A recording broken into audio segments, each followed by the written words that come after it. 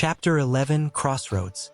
The trio stood frozen, gazes fixed on the jagged rocks below. Shifty's death wasn't exactly unexpected, but seeing his shattered body made it real and heavy.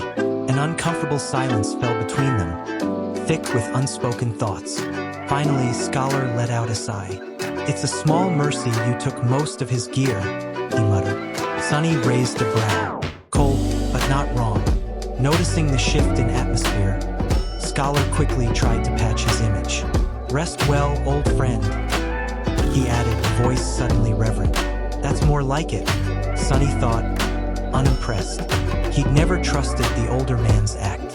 People who wear kindness like a costume tend to be either clueless or dangerous, and Scholar didn't strike him as clueless.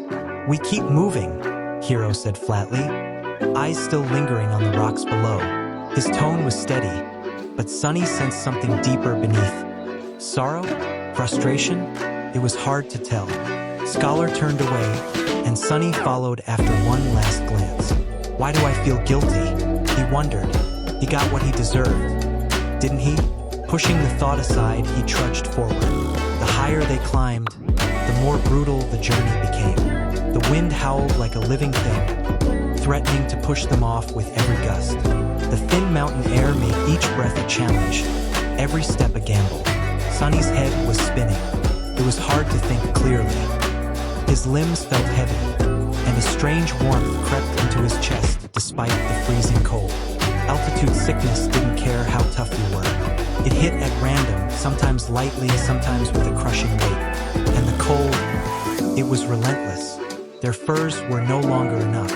Sonny felt both feverish and frozen, cursing every choice that had brought him here. This mountain wasn't made for people, but still they climbed. Time blurred.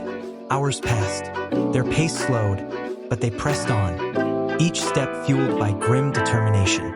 Just as Sonny began to lose hope, they found it. A narrow, weathered trail carved into the black stone. Almost too narrow to walk side by side, winding upward like the spine of a giant. Some of it was hidden under snow, but it was blessedly flat. Sonny could have cried from relief. Scholar dropped his pack and collapsed onto the ground, wheezing like he'd just run a marathon. Despite his pale face and trembling hands, a smug grin crept across his lips. "Told you it was real." Hero gave a curt nod. Then, sharply, "Get up. We're not safe yet." Scholar gave him a pleading look. "Just a moment." Hero looked ready to argue, but Sonny stopped him with a gesture. "What is it?" Hero asked. "It's gone." "What's gone?" Sonny motioned toward the path behind them. "His body. It's not there anymore." Hero stared, puzzled. Sonny realized they didn't know the name Shifty. Awkward, but their expressions shifted as realization dawned. They all stepped to the ledge and looked down. The blood was still there, but no body. Scholar recoiled. Hero instinctively reached for his sword. Their eyes met. "The creature," Scholar whispered. "It's tracking us." Hero clenched his jaw. "Then we'll have to face it sooner or later." That thought landed like a thunderclap. Sonny's heart pounded. Fighting the tyrant? It was suicide. They all knew it. But Scholar, strangely, didn't seem panicked. He looked thoughtful, calculated. "Maybe not," he said quietly. Hero turned toward him, wary. "Explain." Scholar's voice was even almost clinical.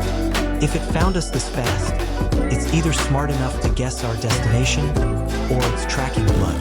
Hero nodded slowly. "In either case," Scholar continued, "we can mislead it." Sonny's gut twisted. He had a bad feeling about where this was going. Hero narrowed his eyes. "How?" Scholar hesitated, then spoke as though the words cost him something. "We wound the boy, leave a blood trail down the path, then go another way. His sacrifice would keep the beast off our trail." Right on cue. Sonny's fists clenched. He wasn't surprised, just angry. He remembered when Scholar had once said he might be useful. Now I know what he meant. Hero blinked, shocked. "You want to use him as bait?" Scholar held up his hands, wearing his most somber mask. "It's tragic, yes, but if we do nothing, all three of us die. This way, to survive."